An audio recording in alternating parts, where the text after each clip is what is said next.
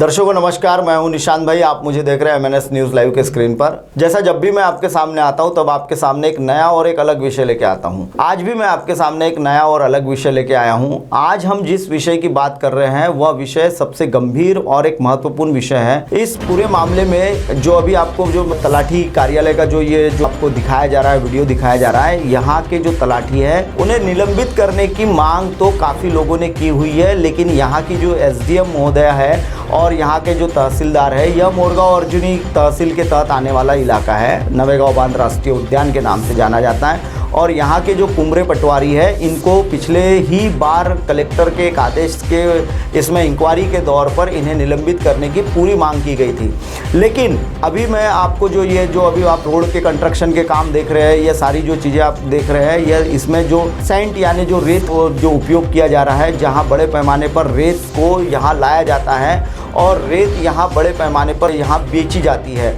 जो रेत तस्कर होते हैं वह रेत तस्करी के काम को अंजाम दे रहे हैं और यह कुमरे और यहाँ के जो तहसीलदार है और यहाँ के जो मंडल अधिकारी होते हैं या फिर यहाँ के नायब तहसीलदार जो है गेडाम वगैरह, ये सारे मिलकर यह पूरे मामले को अंजाम दे रहे हैं। जैसा कि मैं अभी आपको बताया था कि जो रेत का सबसे बड़ा कारोबार नवेगांव में इसलिए हो रहा है क्योंकि यहाँ से एक स्टेट हाईवे की सड़क का निर्माण का काम चल रहा है, जो कि 2 राज्यों को जोड़ने वाली सड़क है। यह जो सड़क है यह मध्य प्रदेश के छत्तीसगढ़ और उसके साथ ही साथ यह आंध्र प्रदेश को जोड़ने वाली सड़क है। महाराष्ट्र से बीचों बीच चलने वाली यह सड़क है। जैसा कि यह सड़क के जो निर्माण कार्य है, इसमें बहुत बड़े पैमाने पर कंक्रीट का काम किया जा रहा है। अब कंक्रीट का काम करने के समय सैंड की यानी जो रेती होती है, इसकी बहुत बड़े पैमाने पर आवश्यकता होती है और इसी आवश्यकता को और इसी ज़रूरत को पूरा करने के लिए रेत तस्कर बड़े पैमाने पर रेत की तस्करी कर रहे हैं। पूरा मामला मैं आपको बता दूं कि यह जो नवेगांव राष्ट्रीय उद्यान का जो नाम से जाना जाने वाला गांव है, यहाँ बगल में ही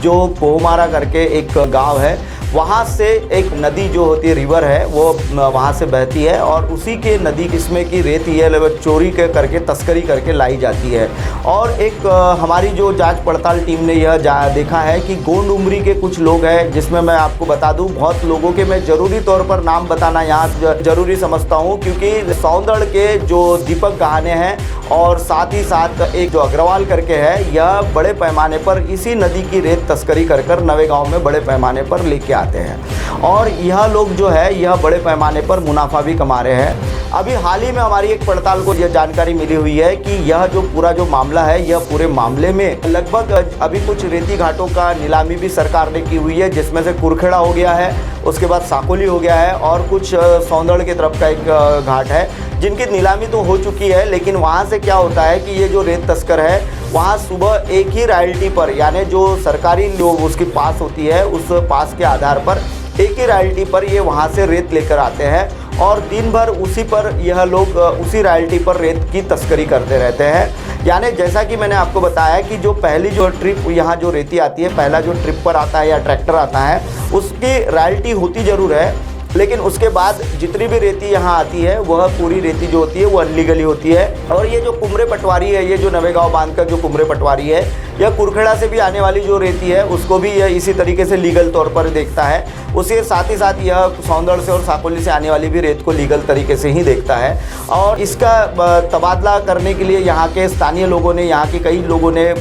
जिलाधिकारी तक के कंप्लेंट भी लगाई है। लेकिन यह पैसे देकर यानी यहाँ की जो एसडीएम मोहतरमा है और यहाँ के जो तहसीलदार वगैरह है, जो इनकी छत्र छाया में यह पला बड़ा हुआ है, अधिकारी रहता है और इसको पिछले कई दिनों से यहाँ से उसका तबादला किया जाने वाला था। इसकी एक इंक्वायरी भी लगी हुई थी जिसमें से निलंबित करना था, लेकिन इसके ऊपर सौम्य तरीके की कार्रवाई करते हुए यहाँ की एसडीएम मैडम ने उसे बख्श दिया था। लेकिन जो सामाजिक कार्यकर्ता और हमारे चैनल की टीम ने भी पड़ताल की और जिलाधिकारी से जब निवेदन किया तब उन्होंने इसकी जाँच कर इसे तत्काल निलंबित करने का आदेश दिया था। लेकिन यहाँ के जो तहसीलदार है उन्होंने उस आदेश को अभी भी दबा के रखा हुआ है, अभी तक के कोई भी इस पर कार्रवाई की नहीं गई है। जैसा कि मैं आपको बता दूं कि ये जो सारा जो पूरा जो मामला है, यह पूरा मामला आखिर क्या होता है, पैसे सरकारी खजाने को लूटने का मामला होता है। यहाँ पूरी तरीके से सरकारी खजाने की बंदरबाट लगाई जाती है। हालांकि इनको बड़ी तनख्वाह भी मिलती है, लगभग अगर इनकी तनख्वाह की अगर आप जाँच करें तो इनका बेसिक जो